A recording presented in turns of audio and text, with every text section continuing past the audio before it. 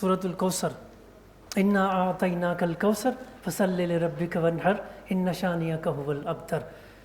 سورۃ الکوثر قیام مکہ کے دوسرے دور 4 تا 5 نبوی میں اعلان عام کے بعد نازل ہوئی۔ اعلان عام سے مراد جب اعلانیہ دعوت کا حکم ہوا۔ پہلے نبی صلی اللہ علیہ وسلم 3 سال تک خفیہ دعوت دیتے رہے اسلام کی، پھر اللہ نے کہا کہ نہیں اب اعلانیہ بات کرو، اعلانیہ دعوت دو، تو اعلانیہ دعوت کے مقابلے میں اعلانیہ مظالم بھی شروع ہو گئے۔ یہ صورت انتہائی دل شکن حالات میں نازل ہوئی جب آپ صلی اللہ علیہ وسلم کے صاحبزادے حضرت قاسم رضی اللہ تعالیٰ عنہ کے انتقال پر قریش کے سردار عاص بن وائل سہمی نے ابتر کہا تھا۔ آپ صلی اللہ علیہ وسلم کو کہا کہ معاذ اللہ آپ کا تو کوئی نسل ہی نہیں چلے گی، آپ کو تو بیٹے بچپن سے فوت ہو گئے، لہٰذا آپ کا نام لیوا کوئی بھی نہیں ہوگا۔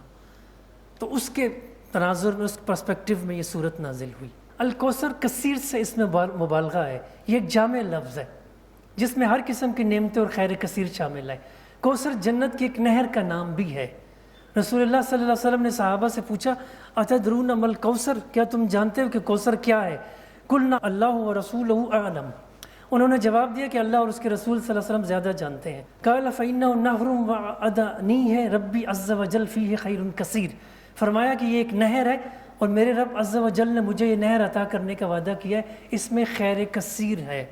اور خیر کثیر سے مراد قرآن حکیم بھی ہے، اور علماء نے یہ 3-4 قسم کی اس کی انٹرپریٹیشن کی ہے۔ سب سے چھوٹی صورت قرآن حکیم کی صرف 3 آیتیں، انا اعطیناک الکوثر، اے نبی صلی اللہ علیہ وسلم یقیناً ہم نے آپ کو کوثر عطا کر دیا، فصل لربک وانحر، بس آپ اپنے رب ہی کے لیے نماز پڑھیے اور قربانی کیجیے۔ فصل نماز ہے اور وانحر قربانی کو کہتے ہیں۔ ویسے نہر اونٹ کی قربانی کو عربی میں کہا جاتا ہے۔ اسی کی رضا جوئی کے لیے نماز پڑھیں، اپنے پالنے والے رب کی خاطر ہی قربانی کریں۔ مکی زندگی میں یہ پیشن گوئی کر دی گئی کہ نماز اور قربانی کا مرکز و محور اور مسلمانوں کا قبلہ خانہ کعبہ ہی ہوگا، اسی خانہ کعبہ کے پاس محض اللہ کی خاطر قربانی ادا کی جائے گی۔ اصل میں آپ کو پتہ ہے جب مشرکین تھے تو وہ اپنے بتوں کو خوش کرنے کے لیے مختلف چیزوں کی قربانی دیتے تھے، بھینس، گائے، بکرے، جو بھی ہے کھانا پینا، تو وہ تو اپنے بت کو خوش کرنے کے لیے چڑھاوے چڑھاتے تھے نا، غیر اللہ کو، جس کو غیر اللہ کے نام پہ چڑھاوا چڑھانا، قربانی کرنا شرک ہے۔ تو اللہ تعالیٰ نے اس سے نبی صلی اللہ علیہ وسلم کے ذریعے عرب کے اندر یہ ساری شرکیہ رسومات ختم کی ہیں، اور اب وہاں پہ صرف اللہ ہی کی عبادت کی جاتی ہے۔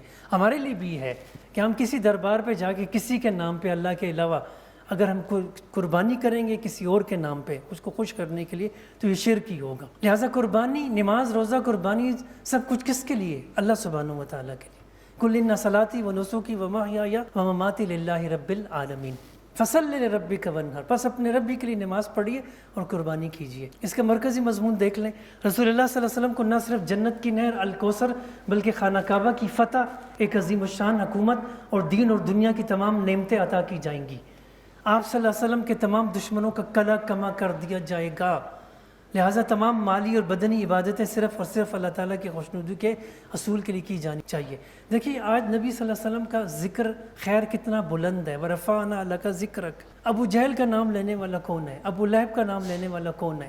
جس شخص نے وائل بن عاص نے کہا تھا کہ یہ معاذ اللہ محمد صلی اللہ علیہ وسلم کی نسل نہیں چلے گی، تو آج تو لاکھوں کروڑوں اربوں لوگ محمد صلی اللہ علیہ وسلم کا نام لینے والے ہیں، ان پہ درود پڑھنے والے ہیں، ان کی تعلیمات کو سمجھنے اور سمجھانے والے ہیں، عمل کرنے والے ہیں۔ تو بتائیے کس کی نسل باقی ہے اور کس کی نسل ختم ہو گئی؟ یہ اللہ تعالیٰ کا وہ سورہ کوثر کا جو اس وقت کا جو اس میں پیشن گوئی تھی وہ آج ہم اپنی آنکھوں سے دیکھ رہے ہیں۔ اذان پوری دنیا میں بیک وقت ہوتی ہے، ہر وقت، اور اس میں اشہد ان لا الہ الا اللہ واشہد ان محمدً عبدہ ورسولہ، محمد رسول اللہ۔